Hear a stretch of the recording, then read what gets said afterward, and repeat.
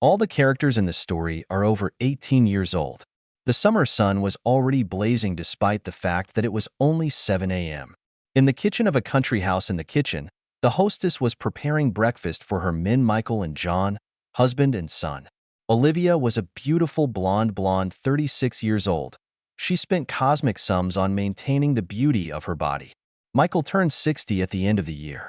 They got married when Olivia was only 18 years old, and Michael was 42 years old. He lost his wife and children in one day a little over 2 years before meeting Olivia.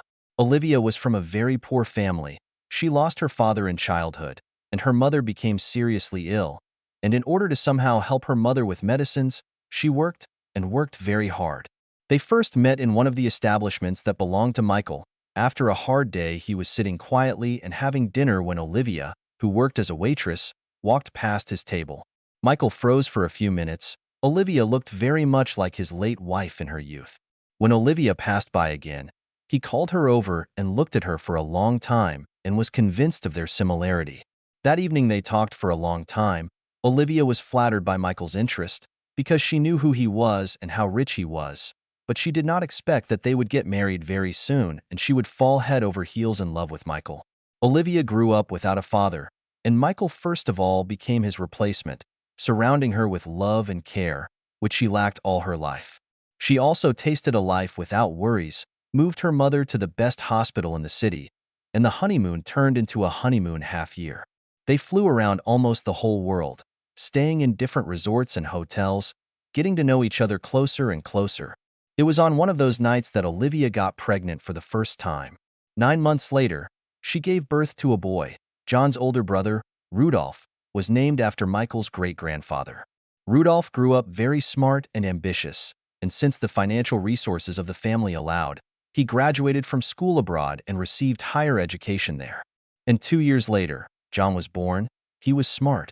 Although not like his older brother and sensual, he always understood when one of his parents was out of sorts. Olivia turned towards the refrigerator to get cucumbers and tomatoes as she noticed her son in the doorway. Well, you scared me. Have you been standing for a long time? Olivia asked with a slight smile and opened the refrigerator door to take out the vegetables. No, I woke up and couldn't fall asleep again. I came to drink water, John answered somewhat listlessly and poured himself a glass of water. Now the coffee is brewed. I can bring it to you. Olivia moved towards the stove and John with vegetables in her hands. John thought about staying and looking at Olivia. It's not every day you see her like this. Walking towards his room, an idea came to his mind, and when he returned, he asked his mother to bring him coffee. She agreed. Entering his room, he took out his phone, found a stand for it, pointed it towards the door, and started recording video. Olivia brought him a large cup and a plate of cookies, unaware of the recording. The whole family was gathered. A couple of days ago, it became known about their next week-long trip to the sanatorium. Michael needed it. He had had a cycle of medical procedures for a couple of years, compiled with the help of foreign doctors. These were mostly trips to European countries, and I visited the sanatorium at home. Olivia didn't particularly like being there. All the clients were elderly, and she was particularly uncomfortable with the stares of the elderly. However, Olivia was a good wife and tried to be everywhere with her husband. Besides, she and John received slightly different, but still useful procedures. John hated going there. Not only did he have no one to talk to, but there were only old men and old women around. Olivia, I have to say something important. You are not coming with me. Michael did not like long speeches and immediately spoke to the point. Olivia thought at first that he was joking. We've already discussed this. Where you go, I go. Olivia got a little angry. Well, I can see that you don't want to be there. My brother will be with me. We'll have a man's company. Besides, you won't have to stay at home. You're flying to a resort, to France. You just learned French, so there will be practice. Saying these words, he took out an envelope with tickets from under the table. The season has already started. I barely found tickets and a room. Departure in 2 days, a non-suite room, 2 beds. The beach is a 5-minute walk away. Relax.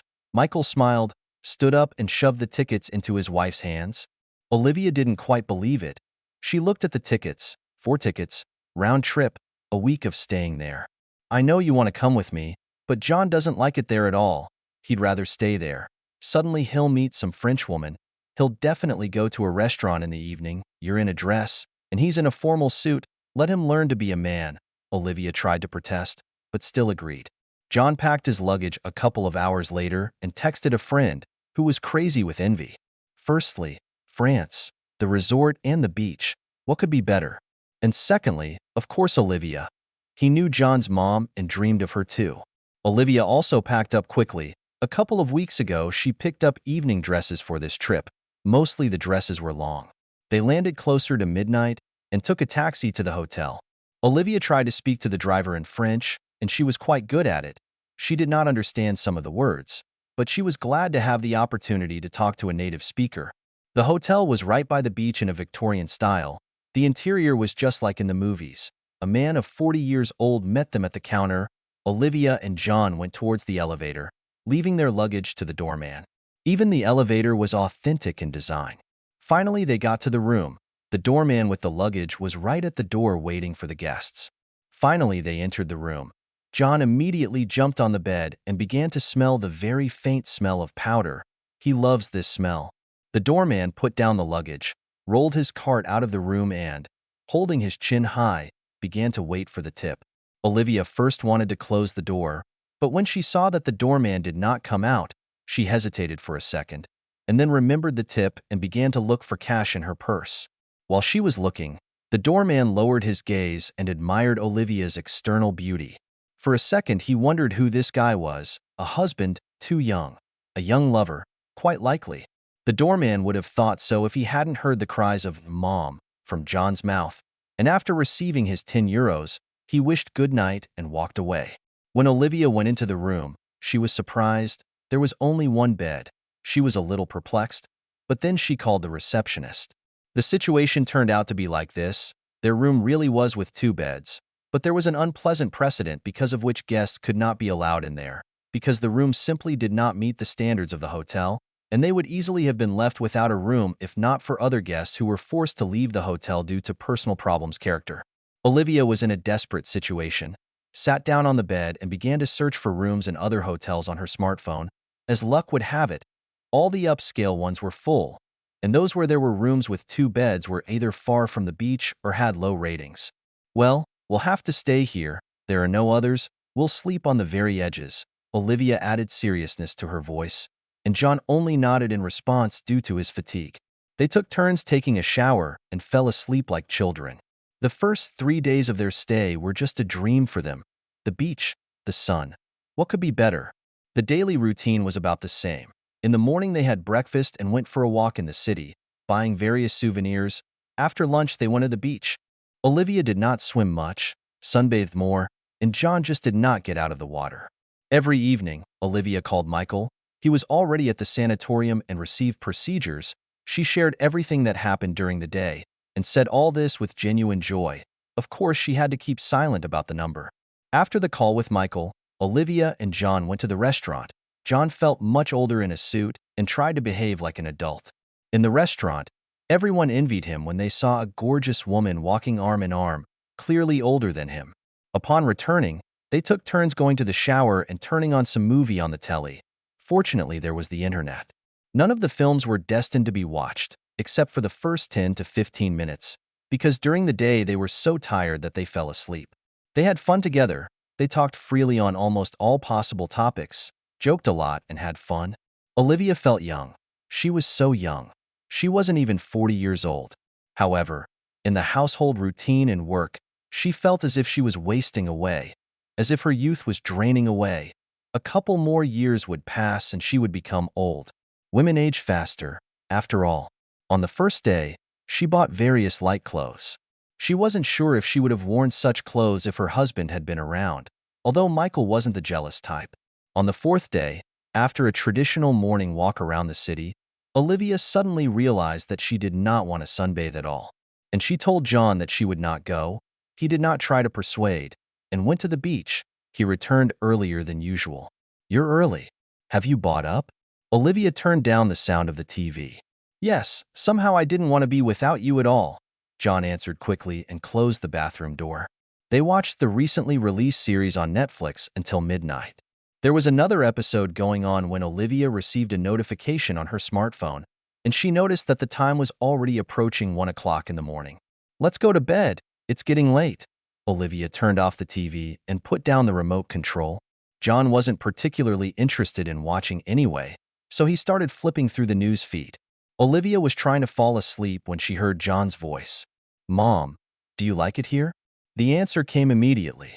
"Yes, I like it, son. Why are you asking?"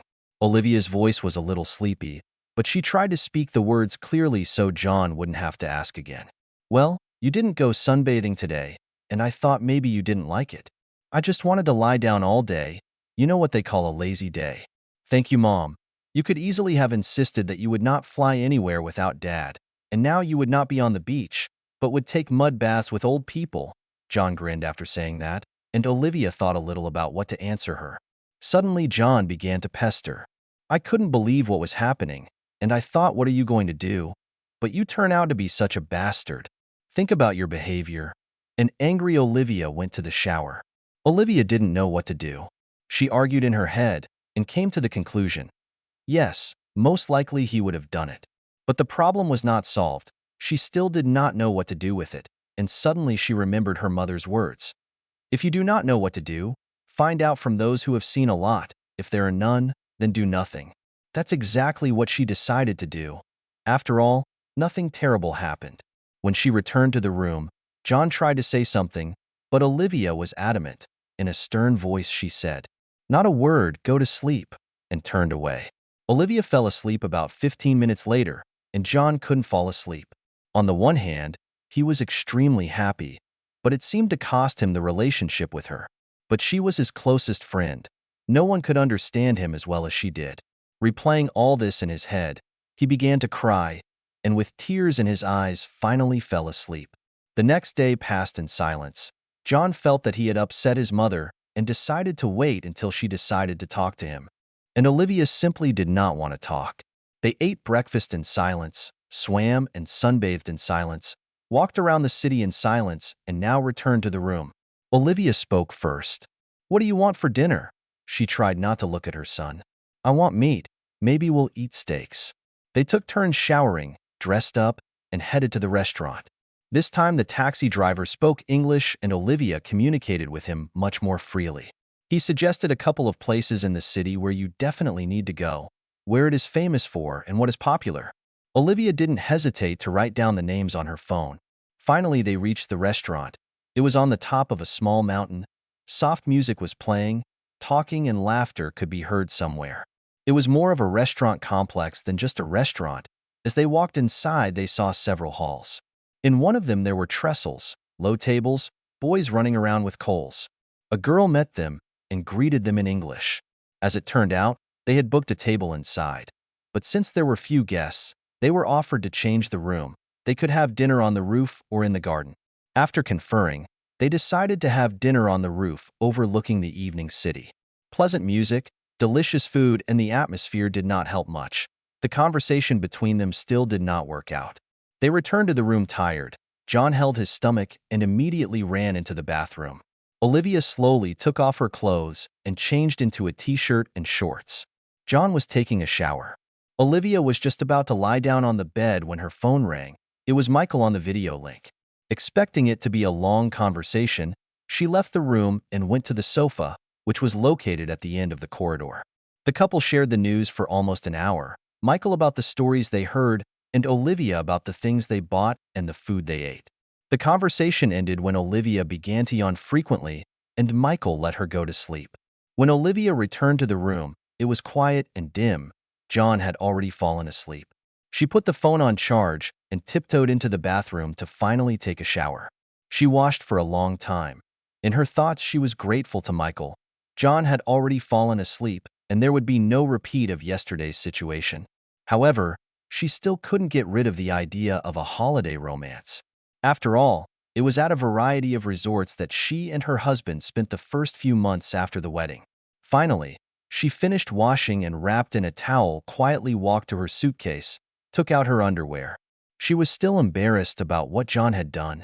2 more days, on the second flight at night, we will return home, and everything will be forgotten. She reassured herself in her thoughts and slowly began to fall asleep. Suddenly, she felt a strange pain and involuntarily woke up.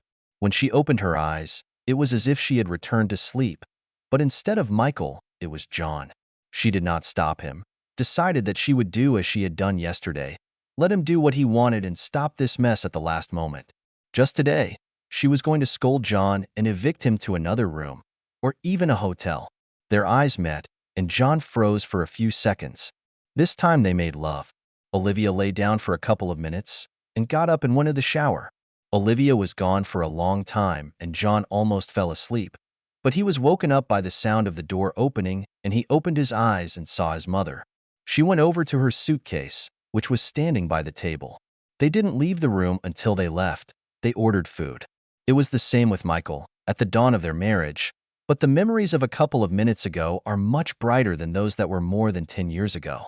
Already on the plane, reading the book, she thought about what had happened. No, she wasn't ashamed. She thought she got what she deserved. It wasn't her fault that her husband couldn't anymore. She justified herself. Listen, son, it's called a holiday romance. What happened remains there, and no one is told about it. Of course, Mom. We can continue later, right? There was hope in John's eyes. No, son, I don't think so. It all ended there. Saying this, Olivia turned away, put the book away, put on her headphones, and slowly fell asleep to the music.